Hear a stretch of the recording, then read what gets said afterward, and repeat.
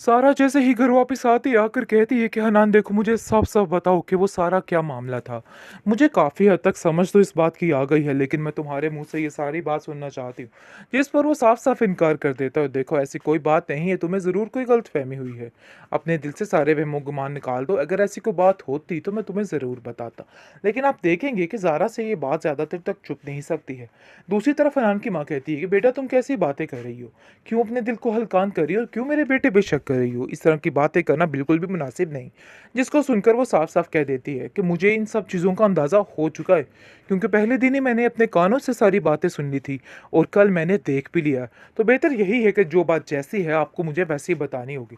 लेकिन फिर से हनान की माँ एक दफ़ा चकमा दे जाती है और कहती है कि तुम नहीं जानते, इन लोगों से हमारी पुरानी दुश्मनी चल रही है, जिसकी वजह से जानबूझकर उन्होंने ये सारी ड्रामेबाजी की है, सिर्फ और सिर्फ हनान को बुरा भला कहने के लिए, ताकि पता चले कि हनान वाकई में बहुत बुरा है।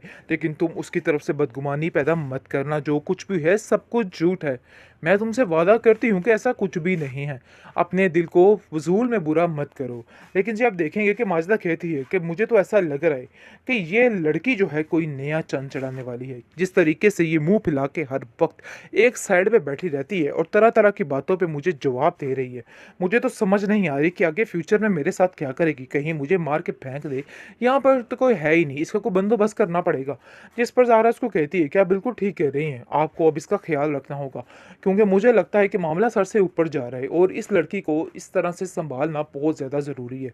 आपको भी ये बात समझनी होगी, क्योंकि मुझे मिनाहिल के इरादे कुछ ठीक नहीं लग रहे। वो दुश्मनी में इस हद तक आगे निकल चुकी है कि इसको कुछ नज़र नहीं आ रहा है कि उसको क्या करना है और क्या नहीं करना। आप इन बातों को समझिए और ठीक तरीके से हल करने की कोशिश कीजिए, क्योंकि मिनाहिल के इरादे मुझे इस दफ़ा बिल्कुल भी काबिल बर्दाश्त नहीं लगे।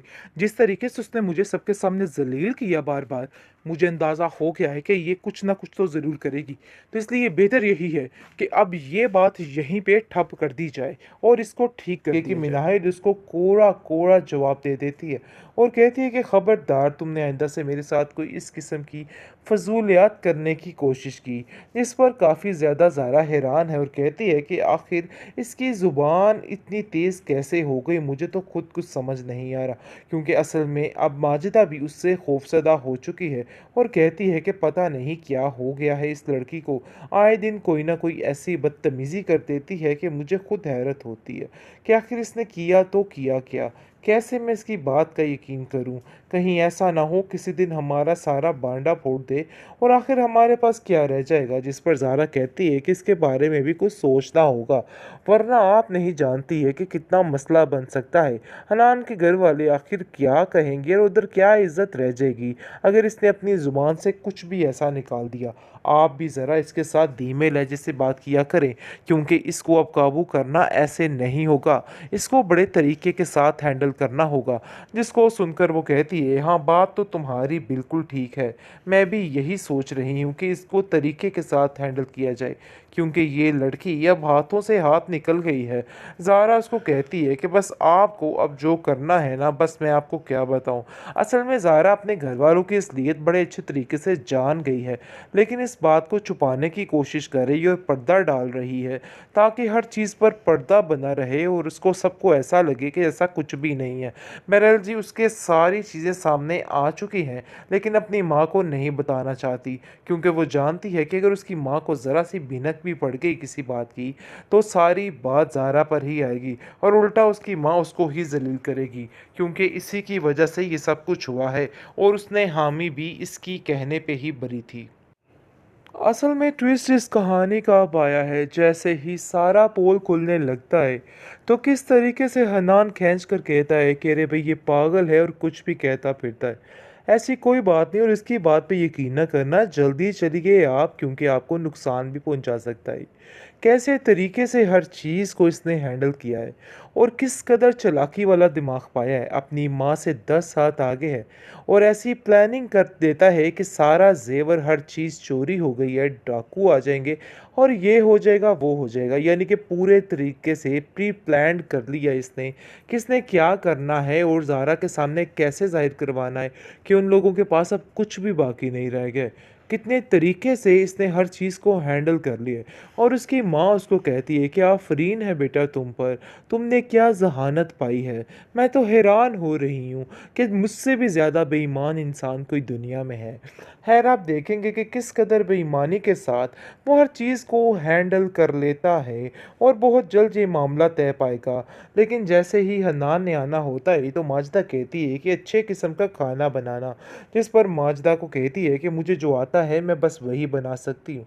अगर आप लोगों को ज़रा सा भी कोई मसला है तो आकर खुद किचन में बना लीजिए, क्योंकि मैं इससे बेहतर खाना नहीं बना पाऊँगी।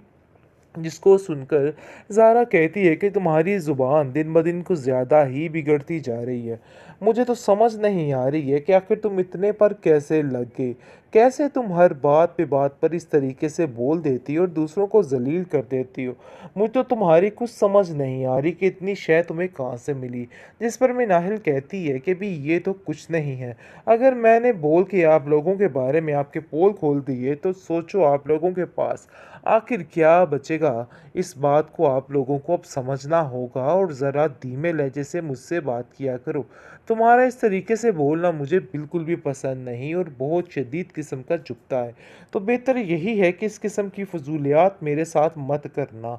आप देखेंगे कि मिनाहिल उसको कोड़ा-कोड़ा जवाब दे देती है और कहती है कि खबरदार तुमने आइंदा से मेरे साथ कोई इस किस्म की फ़ुज़ूलियात करने की कोशिश की। जिस पर काफ़ी ज़्यादा ज़ारा हैरान है और कहती है कि आखिर इसकी ज़ुबान इतनी तेज़ कैसे हो गई, मुझे तो खुद कुछ समझ नहीं आ रहा। क्योंकि असल में अब माजिदा भी उससे खौफ़ज़दा हो चुकी है और कहती है कि पता नहीं क्या हो गया है इस लड़की को। आए दिन कोई ना कोई ऐसी बदतमीज़ी कर देती है कि मुझे खुद हैरत होती है कि आखिर इसने किया तो किया क्या? कैसे मैं इसकी बात का यकीन करूं? कहीं ऐसा ना हो किसी दिन हमारा सारा बांडा फोड़ दे और आखिर हमारे पास क्या रह जाएगा? जिस पर ज़ारा कहती है कि इसके बारे में भी कुछ सोचना होगा, वरना आप नहीं जानती है कि कितना मसला बन सकता है।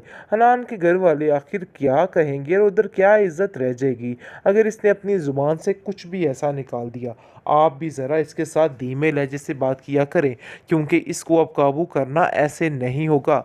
इसको बड़े तरीके के साथ हैंडल करना होगा। जिसको सुनकर वो कहती है, हाँ बात तो तुम्हारी बिल्कुल ठीक है। मैं भी यही सोच रही हूँ कि इसको तरीके के साथ हैंडल किया जाए, क्योंकि ये लड़की अब हाथों से हाथ निकल गई है। ज़ारा उसको कहती है कि बस आपको अब जो करना है ना, बस मैं आपको क्या बताऊँ।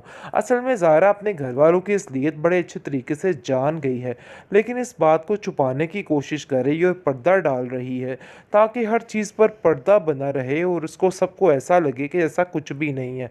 बहरहाल जी उसके सारी चीज़ें सामने आ चुकी हैं, लेकिन अपनी माँ को नहीं बताना चाहती, क्योंकि वो जानती है कि अगर उसकी माँ को ज़रा सी भनक भी पड़ गई किसी बात की, तो सारी बात ज़ारा पर ही आएगी और उल्टा उसकी माँ उसको ही ज़लील करेगी, क्योंकि इसी की वजह से ये सब कुछ हुआ है और उसने हामी भी इसकी कहने पे ही बरी थी।